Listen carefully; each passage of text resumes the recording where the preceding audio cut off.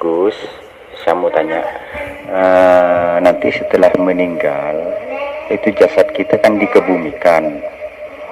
Setelah dikebumikan itu di alam kubur itu masih ada kehidupan lain nggak setelah ini? Terima kasih Gus. Assalamualaikum. Waalaikumsalam warahmatullahi wabarakatuh. Menurut tatanan syariat, alam-alam gaib itu akan terjadi ketika badan sudah mati, yakni alam kematian, alam kubur, siksa kubur, hari kiamat, hari kebangkitan, hari akhirat, hari timbangan, wat siratal mustaqim, neraka, surga. Alam-alam itu terjadinya di sudut pandang syariat ya besok, karena di dalam babakan syariat Allahnya kan tidak nyata, Allahnya kan gaib, Allahnya kan tiada. Maka yang terjadi adalah angan-angan manusianya, bertuhannya angan-angan, beragamanya angan-angan, dan menanggapi alam-alam gaib itu juga angan-angan. Maka dari itu, bila hamba sudah mengenal Tuhannya dengan cara hamba kembali kepada hakikat diri sejati manusianya, maka wujudlah Allah, wujudlah hidup, bahwa hidup ini Allah, hayatullah, ruhullah. Kematian di sisi manusia adalah matinya badaniah, karena manusia selama ini bertauhidkan, bertuhankan badan-badannya lah yang disembah, seolah-olah badan ini punya hidup sendiri, seolah-olah badan ini punya wujud sendiri, seolah-olah badan ini punya kuasa sendiri, seolah-olah badan ini punya daya upaya dan ikhtiar sendiri, seolah-olah badan ini punya kekuatan sendiri di luar kekuatan Allah. Karena selama ini kita tidak tuhankan Allah, akan tetapi selama ini kita mentuhankan badan-badan kita lah yang hidup. Jadi alam-alam itu yang besok datangnya. Akan tetapi bagi manusia-manusia yang bertuhan, bagi manusia-manusia yang sudah menyadari atas ketuhanannya, bahwa selama ini hambanya sebenarnya itu tidak berkuasa kecuali dikuasakan oleh Allah, maka alam-alam itu akan nyata. Karena Allah itu hanya memandang hati, bukan memandang dohiriahnya. Jadi kematian itu di sisi Allah adalah bukan matinya badan. Meskipun badan ini kelihatannya hidup, tapi hatinya mati. Mati di sisi Allah, mati jiwanya, mati kesadarannya, mati akan berketuhanannya. Terus setelah kematian jiwanya dikubur di alam kubur. Di manakah alam kubur itu? Alam kubur itu hakikatnya bukan di tanah-tanah itu. Hakikatnya alam kubur itu adalah di dalam badan yang dari tanah ini. Sebangsa dari tanah ini kan badan. Dipendam, yang mati jiwanya kan di dalam badan, dikubur di dalam badan. Setelah dikubur, maka disiksa di dalam kuburannya. yakni ketika datang keadaan-keadaan yang tidak sesuai dengan keinginan hawa nafsunya, maka ia akan marah, akan benci, akan hasud, akan riya, akan dendam, dan sebagainya. Jadi sifat-sifat fahsya wal mungkar sudah ada di dalam hati hamba yang buta akan Tuhannya. Di sanalah siksanya. Disiksa selama-lamanya hingga waktu yang ditentukan. Selama-lamanya disiksa. Habis disiksa ini, disiksa dengan itu. Jadi pada intinya apa sih api-api siksaan di dalam alam kubur ini sejatinya? Siksaan demi siksaan yang ada di alam kubur badan ini adalah apa-apa yang kita miliki, itulah api-api nerakanya, api-api siksanya. Badan kita akui sebagai milik kita, disiksa di dalamnya. Hidup diakui milik kita, disiksa di dalamnya. Anak, istri atau suami kita akui sebagai milik kita, ya disiksa di dalamnya. Harta benda, mobil, motor yang kita akui sebagai milik kita, maka disiksa juga di dalamnya. Pada intinya kita disiksa oleh apa-apa yang kita akui sebagai milik kita. Maka dari itu, itulah hakikat siksa kubur di sisi Allah. Terus hari kiamat itu apa? Ketika manusia sudah menyadari akan kesalahannya, jika hari waktu yang ditentukan sudah datang, maka hamba akan mencari Tuhannya dengan jalan mencari ilmu hak, yakni ilmu hakikat dan ma'rifatnya. Ketika menyadari kedudukan hamba ini adalah adam, tiada, goib, maka disitulah hamba mulai belajar sakaratul maut, hamba mulai belajar kiamat, yakni menghancurkan, meruntuhkan kewujudan diri manusianya, dikembalikan kepada kegoiban, keadaman. Manusia belajar meruntuhkan, menghancur leburkan kehidupan manusianya, dikembalikan kepada al-maut, sifat sejati diri manusianya yang mati. Itulah hari kiamat, yakni penghancuran apa-apa yang kita miliki. Hidup manusia kita kiamatkan, wujud manusia kita kiamatkan, apa-apa yang kita miliki, istri, suami, anak, harta benda, sudah kita kiamatkan kembali, kita kembalikan kepada Allah. Jika sudah kiamat terjadi, ketika kesunyian sudah terjadi, hancur leburnya seluruh apa-apa yang kita miliki, maka di situ hidup akan mengakui diri sejatinya. Siapakah yang jadi Tuhan? Tentunya tidak ada yang menjawab saat kiamat tiba, karena seluruh makhluk di hati ini sudah hancur lebur. Jangankan makhluk lain, diri kita sendiri saja sudah kembali ke alam keadaman, ketiadaan, hancur lebur.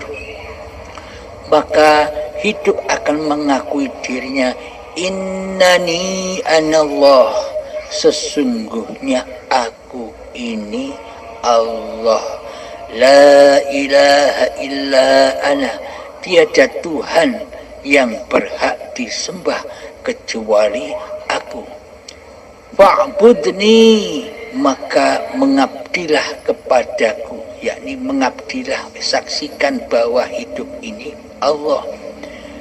Aqimis sholat li zikri, dirikan sholat demi mengingat aku, kata Allah. Maksudnya sholat itu yang bagaimana? Menurut babakan syariat, sholat itu ya sholat 5 waktu. Meskipun badannya sholat, tapi hatinya belakrak ke sana kemari, hatinya mensekutukan Allah dengan dirinya, hatinya hanya menyaksikan dunia. Itulah yang dikatakan sholat di dalam syariat. Akan tetapi hakikat sholat di sisi Allah itu aqimis sholali zikri, dirikan sholat hanya demi mengingat aku, kata Allah. Jadi yang dimaksud sholat di sisi Allah itulah mengingat Allah, bukan mengingat namanya. Akan tetapi mengingat Allah itu kita sadar bahwa hidup ini Allah, kuasa ini Allah, kehendak dan daya upaya serta ikhtiarnya badan ini Allah. Inilah yang dimaksud ingat, inilah yang dimaksud zikir di sisi Allah. Kemudian setelah kiamat tiba, maka muncullah hari kebangkitan. Hari kebangkitan di sisi manusia seperti digambarkan bangkitnya badan-badan seperti kecambah.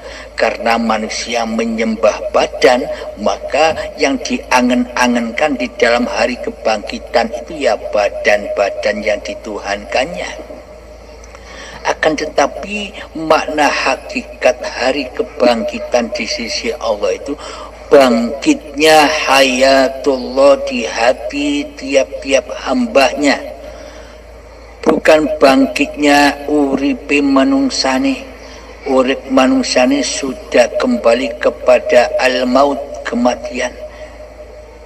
Yang dimaksud zikir tadi itulah yang dimaksud hari kebangkitan.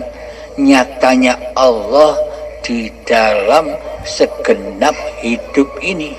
Inilah yang dimaksud hari kebangkitan, bukan bangkitnya badan-badan ini, tapi bangkitnya kesadaran mengingat Allah, mengingat hidup ini Allah.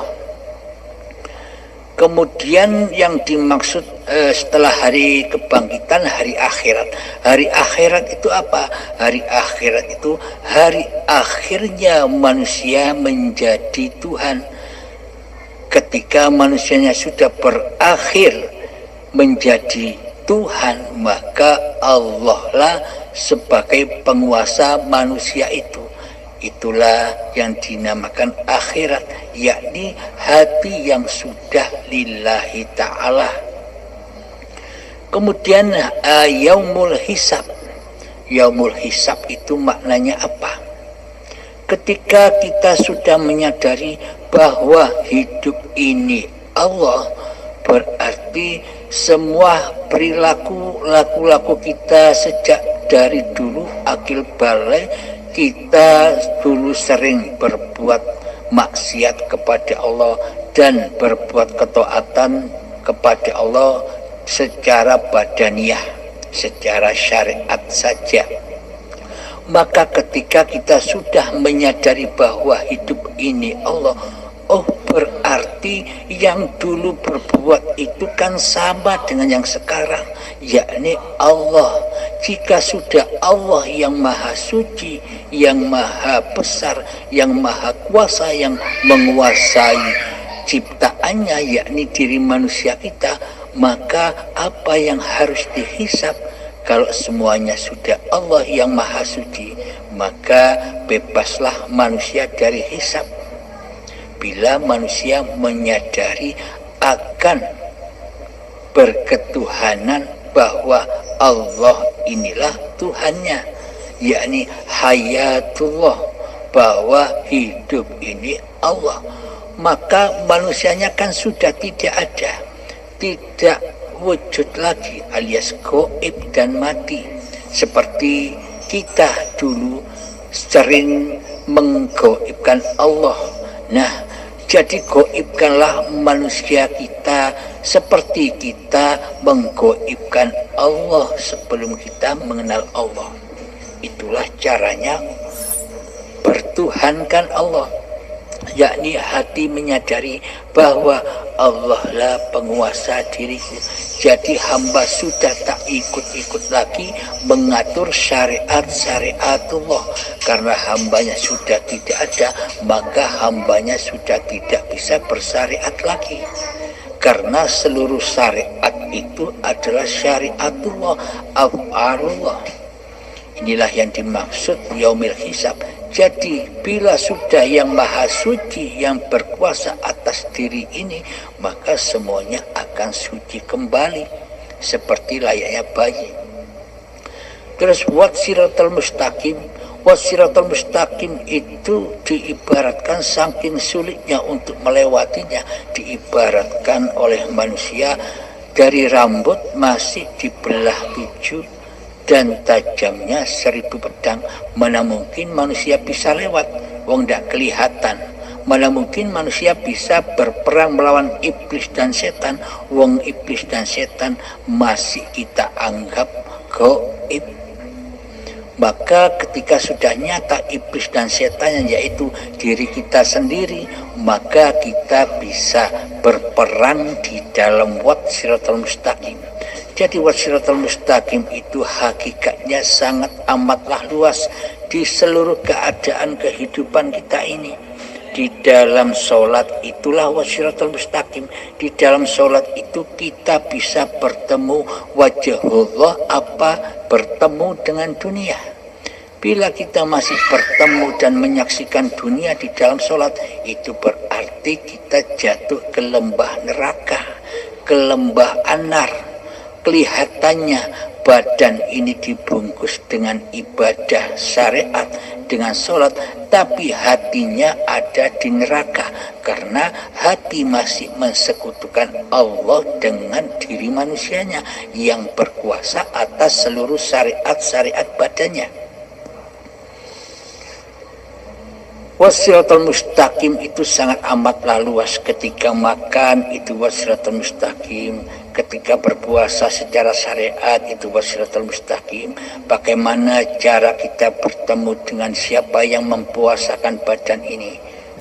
Bila kita sudah bertemu dengan siapa penguasa badan ini, ya Allah, maka berhasillah hamba menyaksikan Allah, yakni di dalam surga, di dalam hati yang mutmainnah, hati yang tenang, selalu menyaksikan Allah lah yang berperan atas segala ciptaannya, yakni badan ini. Terus surga neraka sudah kita terangkan. Neraka itu apa? Neraka itu ketika bahan bakarnya masih ada, yakni ketika badan ini dan hati yang keras melebihi kerasnya batu, hati yang belum kenal Allah, itulah bahan bakar neraka. Ketika bahan bakar neraka masih ada di dunia ini, ya neraka sudah menyala-nyala. Jadi neraka itu ya saat ini, bukan nanti. Kalau badan sudah dipendam kembali menjadi tanah, kan badan sudah tidak ada lagi, hati sudah tidak ada lagi. Bagaimana neraka mau menyala-nyala? Nah, sedangkan surga itu di sisi Allah adalah bukan surga-surgi yang digembar-gemborkan manusia sekarang, yakni kemegahan bangunan-bangunan dari intan permata, dari emas, makanan-makanan yang enak, hidup mewah, bidadari-bidadari yang cantik. Semua itu kan kesenangannya hawa nafsu. Itu surganya Dajjal, surganya setan. Jadi manusia itu diiming-iming surga yang seperti itu oleh setan, oleh hawa nafsunya sendiri. Sebenarnya surga itu adalah ya ayyatuhan nafsul mutmainnah, wahai jiwa-jiwa yang tenang, jiwa-jiwa yang sudah mengenal Tuhannya, jiwa-jiwa yang sudah bisa mengingat Tuhannya. Irji'i ila rabbiki radiyatan mardiyah.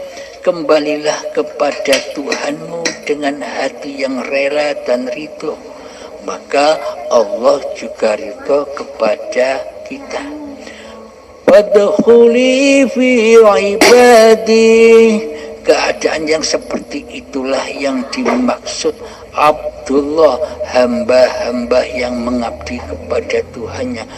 Wadkhuli jannati, keadaan itulah yang dimaksud surga di sisi Allah. Jadi surga neraka sudah terjadi saat ini, bukan nanti.